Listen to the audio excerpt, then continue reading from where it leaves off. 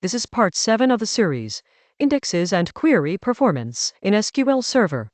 Why the same query can be instant or agonizing, including the one-line change that silently disables an index on every single run, without ever throwing an error or a warning. Every query we've written across this entire series has been about correctness, getting the right answer. This video is about something genuinely different. Getting that same right answer in 10 milliseconds instead of 10 seconds, on the exact same data, with the exact same result set. By the end, you'll be able to look at a slow query and actually reason about why it's slow, instead of just guessing and hoping an index fixes it. Quick recap. Part 5 was subqueries and CTEs. Part 6 was window functions. Part 7, indexes and query performance. We'll look at that exact kind of small, innocent-looking change that silently turns a fast query into a slow one, without changing the correctness of the result at all, which is precisely what makes this category of bug so dangerous.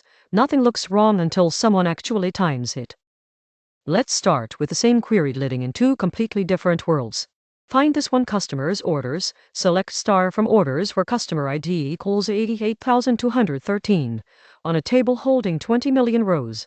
Without an index on customer ID, SQL Server has to read all 20 million rows, one by one, just to find the small handful that actually match, a full table scan. With an index on customer ID, SQL Server jumps almost directly to the matching rows instead, an index seek. Same query, completely identical result, a wildly different amount of actual work behind the scenes. So what is an index, really? It's the same idea as the index at the back of a textbook.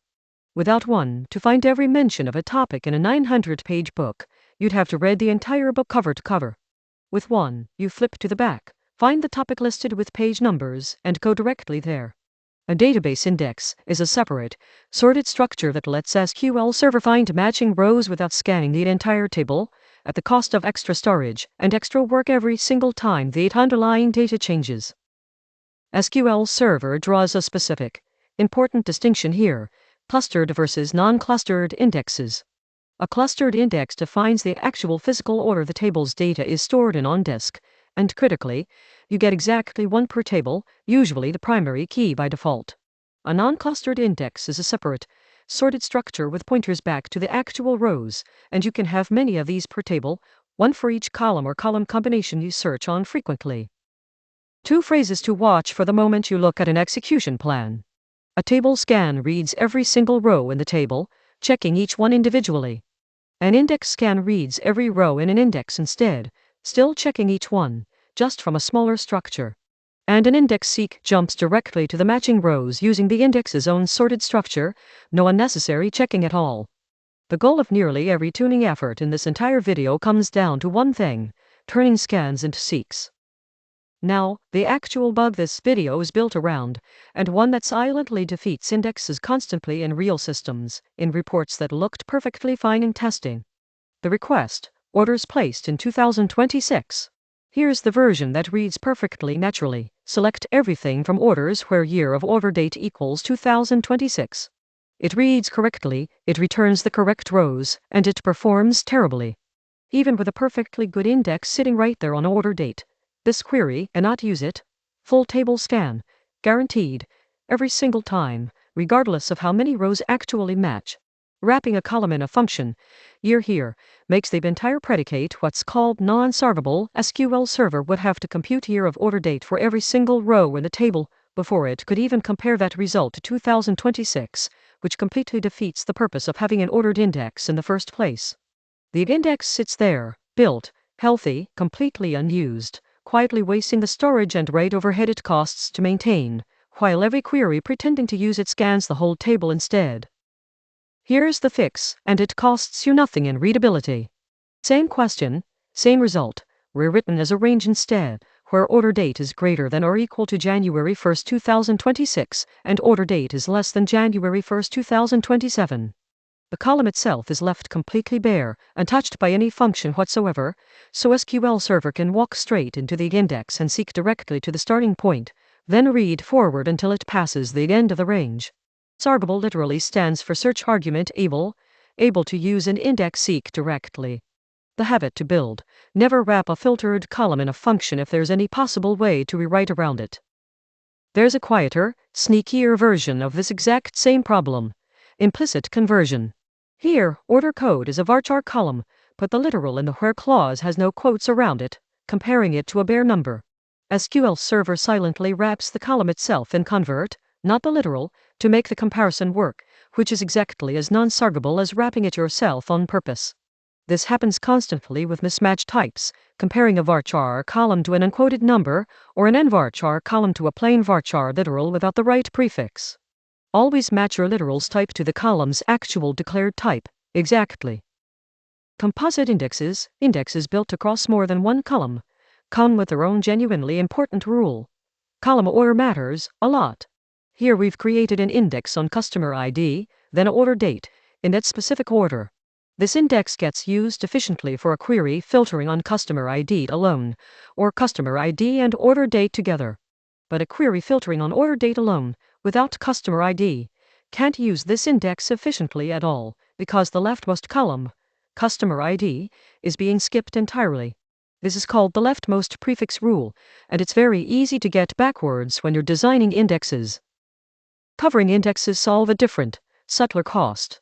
A normal non-clustered index seek still needs what's called a key lookup back to the full table row for any column that isn't part of the index itself.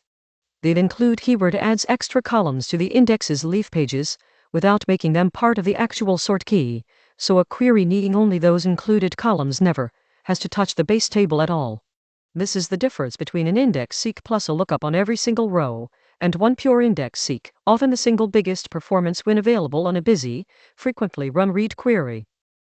It's worth being honest that indexes are not free.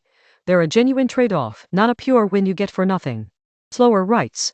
Every insert, update, and delete has to update every single index on that table, not just the underlying data itself.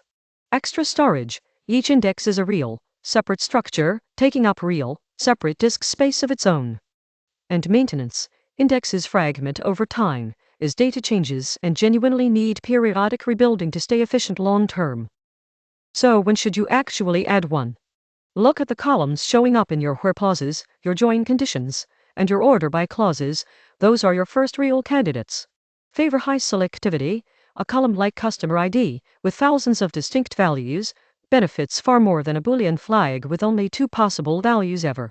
And weigh how the table actually gets used. A table that's queried constantly but rarely written to is an easy call, while a write-heavy logging table is a genuinely harder one to decide on. Let's cover the mistakes worth watching for. First, indexing everything just in case. Every extra index slows down every single write to that table. Index the columns you actually filter and join on, not every column that happens to exist. Second, indexing low selectivity columns. An index on a Boolean is active column barely helps at all. SQL Server may simply ignore it and scan anyway, since roughly half the table matches either value regardless. And third, never actually checking the execution plan.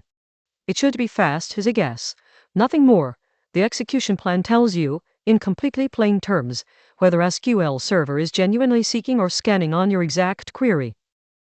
Let's walk through diagnosing a real slow query end-to-end, pulling together everything from this video. Step 1. The query is slow. Fetching a customer's recent orders takes a full 4 seconds. Step 2. Check the execution plan. It shows a table scan, not a seek. Step 3. Look at the where clause, and there it is. Convert a varchar applied to order date, compared to a literal date string. Step 4. Found it. A function wrapped around order date makes the whole predicate non-sargable. Step 5. Rewrite it as a sargable range instead. Step 6. Add a covering index on customer ID and order date, including order total. Step 7. Rerun the query, and the execution plan now shows a clean index seek. 4 seconds becomes 8 milliseconds, on the exact same data, returning the exact same rows. So here's the takeaway. The right index turns a scan into a seek, but the wrong where clause makes that same index completely invisible to the query optimizer, no matter how well it's built. Keep your filtered columns bare, no functions, no implicit conversions, no exceptions. Match your composite index column order to how you actually query the table, not just how it happens to occur to you. And always check the actual execution plan. Don't guess. And don't assume an index is helping just because you remember creating one. Performance work like this is genuinely one of the highest leverage skills you can build once you're past writing correct queries, because the exact same logic, running on the exact same data, can be the difference between a report that loads instantly and one that times out entirely. Next up in this series, transactions, locking, and isolation levels. For the questions that come up the moment more than one person is writing to the same table at the same time. Thanks for watching.